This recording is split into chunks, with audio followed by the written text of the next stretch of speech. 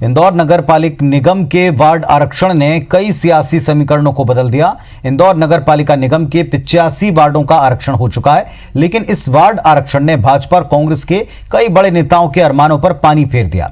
अब इन नेताओं को या तो दूसरे वार्डों में संभावनाएं देखनी होंगी या फिर संगठन के लिए काम करना पड़ेगा। सबसे ज्यादा झटका वार्ड आरक्षण से भाजपा के 14 और कांग्रेस के 6 प्रमुख चेहरों को होगा। इसमें कुछ नामों की बात करें तो भाजपा के पूर्व निगम सभापति एमआईसी सदस्यों में से 10 पार्षद अपने वार्ड से चुनाव नहीं लड़ पाएंगे।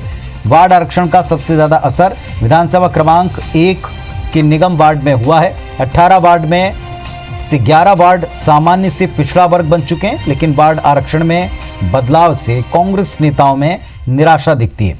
5 साल तक जिन वार्डों में विकास कार्य किए उसे छोड़कर अब दूसरे वार्डों में चुनाव लड़ना आसान नहीं होगा।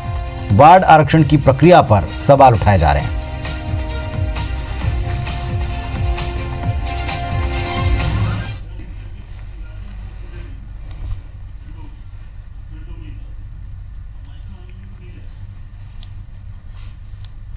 और इस वक्त हमारे साथ में इंदौर से हमारे सहयोगी दीपक यादव जुड़ रहे हैं। सीधे दीपक का रुख करते हैं। दीपक, आरक्षण की प्रक्रिया पर कल से ही हंगामा और सवाल उठाए जा रहे हैं। आज कई लोगों के समीकरण बदलने से दिक्कत हो रही, किससे ज्यादा दिक्कत है?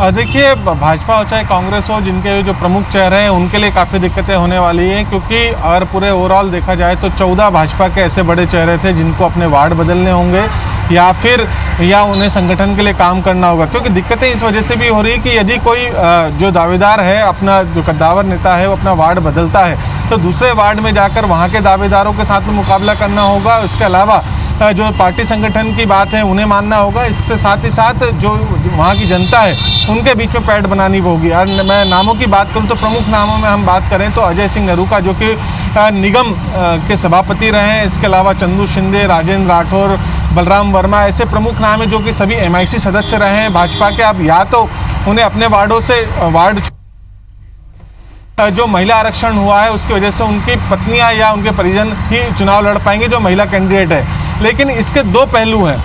एक बड़ा पहलू है कि इससे कई ऐसे दावेदारों को मौका मिलेगा जो कई सालों से अपने वार्ड में तैयारियां कर रहे थे, लेकिन प्रमुख चेहरों की वजह से, बड़े चेहरों की वजह से उन्हें मौका नहीं मिल पाता था।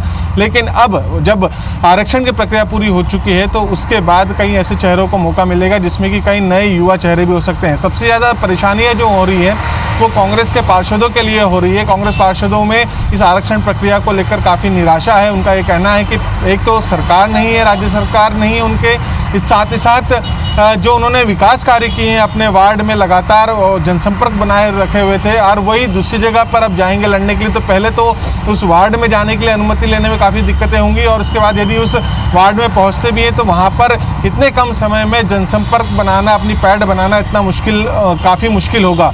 और इसी वजह से आरक्षण प्रक्रिया को लेकर कांग्रेस ने आपत्ति भी दर्ज की है। कल की हम बात करें तो जब आरक्षण प्रक्रिया चल रही थी तो काफ़ी हंगामेदार ये आरक्षण प्रक्रिया रही, और इस दौरान आपत्ति भी दर्ज की गई है कि पहले एससी का आरक्षण क्यों गया, बाद में एसटी का क्यों किया गया। तो ऐसे तमाम आपत्तियां जिसको लेकर कोर्ट तक का भी दरवाज़ा कांग्रेस के जो पूर्व पार्षद हैं खटखटा सकते हैं। लेकिन ये बड़ी बात है और ये निश्चित तौर पर कहा जा सकता है कि आने वाले दिनों में दोनों ही पार्टी, चाहे भाजपा हो चाहे कांग्रेस हो, इनके दावेदारों के बीच में आपसी खींचतान निश्चित तौर पर होगी। साथ ही साथ पार्षद पतियों की संख्या भी काफ़ी बढ़ेगी, क्योंकि 43 वार्ड जो हैं वो महिलाओं के लिए आरक्षित कर दिए गए हैं। तो ऐसे में जो कद्दावर नेता रहे हैं, जो लगातार पैठ बनाकर जिन्होंने रखी अपने वार्ड में, यदि उन्हें मौका नहीं मिलेगा तो उनकी पत्नियां चुनाव मैदान में उतरेंगी तो पार्षद पतियों की भी संख्या बढ़ेगी। इसके अलावा जो युवा नेतृत्व है, जो युवा दावेदार हैं, जो भी लगातार मेहनत कर रहे थे, उन्हें भी मौका मिलेगा। तब देखना होगा कि आगामी दिनों में जब जैसे जैसे निगम के चुनाव का आगाज़ होगा, किस तरीके से सियासी